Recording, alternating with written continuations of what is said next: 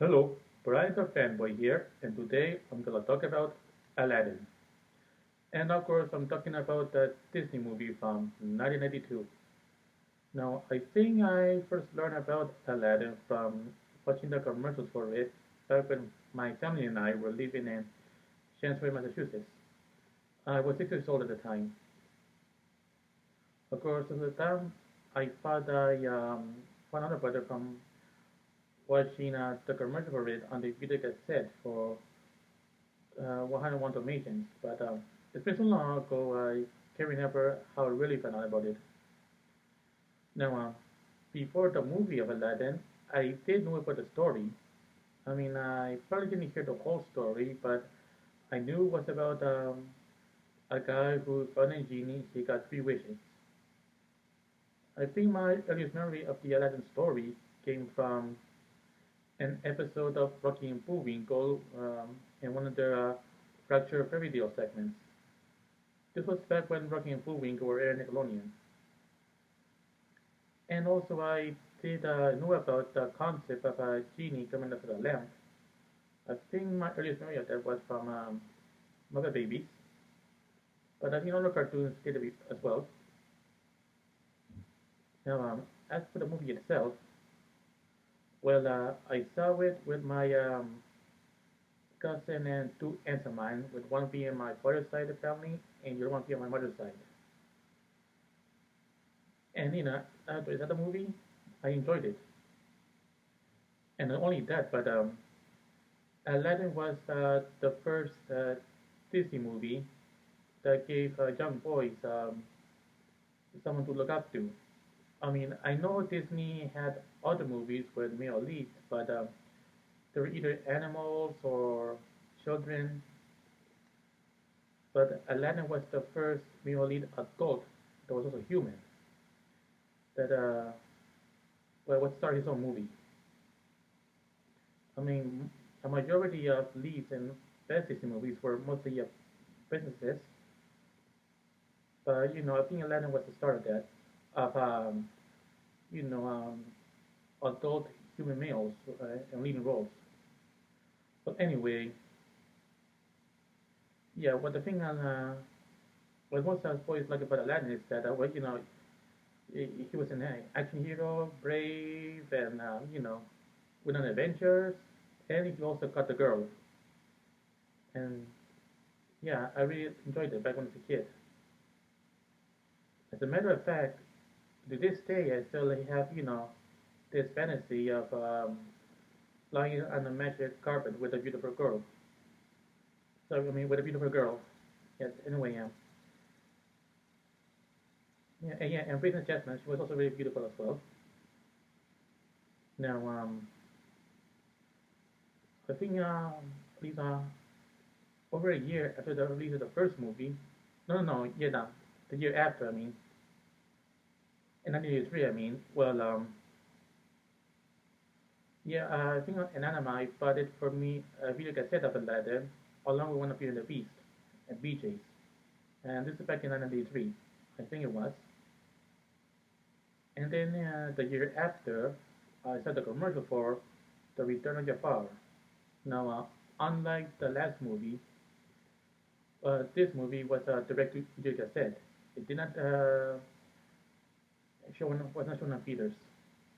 But anyway, my father bought me that video cassette as well, so I had two Aladdin movies. And then shortly came after the TV show of Aladdin. Now, here's the thing. At the end of the first movie, I thought Aladdin and Jasmine got married. But in The Return of Jafar, well, they weren't married yet. I mean, Aladdin was still living he was living in the palace and had his own room, but well, in The Return of Jafar, Jasmine was still Aladdin's girlfriend. And it's been through it during the two seasons of the Aladdin TV show by Disney, of course, which was a continuation of the Avengers. And then after my sister got my father to buy us video cassette of Pocahontas yeah, Pocahontas, well, we saw the trailer for Aladdin and the King of Thieves. Of course, I never got a chance to watch it and the whole thing when I was a kid. But eventually I did get to see it as an adult. Or maybe I saw the whole thing on Disney Channel. I don't remember, but in that movie, Aladdin and Jasmine finally got married. But also, well, for a while I thought Bobby Williams played the genie in Return of Jafar, as well as the TV show, but turns out he was only the genie in the first movie and the third one. Now, yes, and also, many years later, after I became an adult, I did finally read the original story of Aladdin, which was part in the collection of this series of fairy tales known as Arabian Nights. Now, before I get to the part of Aladdin, I should mention something about Arabian Nights. And well, see, this thing, it all started when the Sultan, well, he was betrayed by his wife, and so he had executed for it. And so after that, he will marry a different woman every night, but each night he would execute each new wife because but he didn't want to go to the humiliation again. Yeah, and it made the people his kingdom very sad. And then one day he married a woman named Scheherazade. I don't know if I said it right, but well, before her execution, she requested if she could tell her sister a story, and the Sultan decided to grant that request. And then, by the as soon as the story was getting good, she stopped because the morning her execution came along. But to finish her story, the Sultan decided to uh, delay it.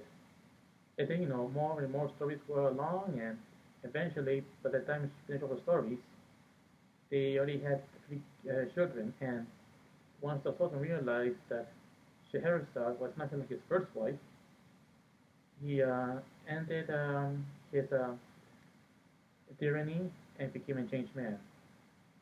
Now, of course, now one of those stories that Scheherazade told is called Aladdin, and there's some differences from the original story and the movie.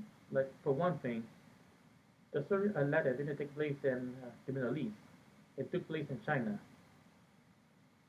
And also, the princess wasn't called Jasmine. She had some other name, but I really, I really can't pronounce it. And there were also two genies. Of course, in the versions I read, and they weren't referred to as genies, they were referred to as slaves. For example, the genie, he was referred to as the slave of the ring, and the lamp genie, he was referred to as the slave of the lamp. Also, the sorcerer was, well, for one thing, unlike the Disney movie, Aladdin, he wasn't stealing things to survive on his own. He was living with his mother, but his father died, and according to the story, his father died of disappointment. And I can relate that because, well, my father also died disappointed in me because I didn't. By the time I finished high school, I didn't go to college because for so many reasons, which I'm probably talk more about in another video. But yeah, the kind of that part kind of hit close to home. And also, let's see. Yeah, also, Aladdin wanted to marry the princess the moment he saw her. And once his mother went to the Sultan, telling about Aladdin's request, he had to deny it because her daughter was going to somebody else. But eventually, Aladdin married the princess in the end. And also about the cave where the lamb was found. Well, I'm sorry, something happy here. Well, unlike the movie, the Cave of Wonders was I don't know if it's called Cave of Wonders original story, but the cave was I don't think there was any forbidden of him taking the treasures. that was in there, but it was so risky over there anyway. And with the sorcerer, for another body, he had his plan. He gonna trick the princess to give him the lamp, and he used the magic of the lamp to bring the palace that Aladdin had wished for to another, probably somewhere in Africa, I think. And well, once the time Aladdin found out, he went to the rescue, and after that, the sorcerer was dead, and Aladdin and the princess went back home, and they lived happily ever after. I mean, there's more to the story anyway. In fact, I even have the book of Arabian Nights over there. Oh, and Aladdin was not the only story in that collection. Other stories are also that you probably heard of would be Sinbad and of course Alibaba and the 40 Thieves. Now, back to the Disney movie. Well, I did see the movie, the live action movie last year in theaters. And oh yeah, I forgot to mention, yes, the original Disney Aladdin movie from 1992. It was the first Disney movie I saw that was new at the time. The ones I saw before, they were just re-releases of old movies. But still, yes. Now back to the live action movie. Well, when I first learned about it, hmm, I didn't know if I should watch or not because there'll be some controversy before, but I'm not gonna go way too much into it. Now, when I first learned that Will Smith was gonna play the genie, I was hoping he was gonna be blue. And well, when I saw pictures of him with the genie, he just looked like a human. He was wearing a blue outfit, but he didn't. His body wasn't blue, and that kind of concerned me a bit because I remember in the original movie the genie was blue. And then when I saw the trailer with I don't know whether for the second trailer, but we finally got to see him in be blue. Only difference is that he wasn't fat like the Robbie Williams character. But yeah, I don't nobody can replace Robin Williams. I mean, he was good. Of course, I always wonder if he would do impersonations because I remember that Genie, he would do a bunch of impersonations, just to be funny. Of course, a majority of Will Smith the Genie, well, he was mostly in like his human form, but he didn't look, and but he wasn't blue during most of the time. And well, I did give it a chance. And also, when I was watching the movie, I was quietly singing along to the songs because I saw the movie video cassette many times. And then at the end of the movie, I always wonder how a live action Richard Jafar will be made, especially with what happened with Genie in the end. Because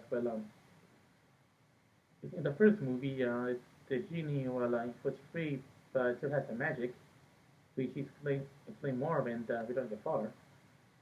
But in the live action movie, well, he became fully human.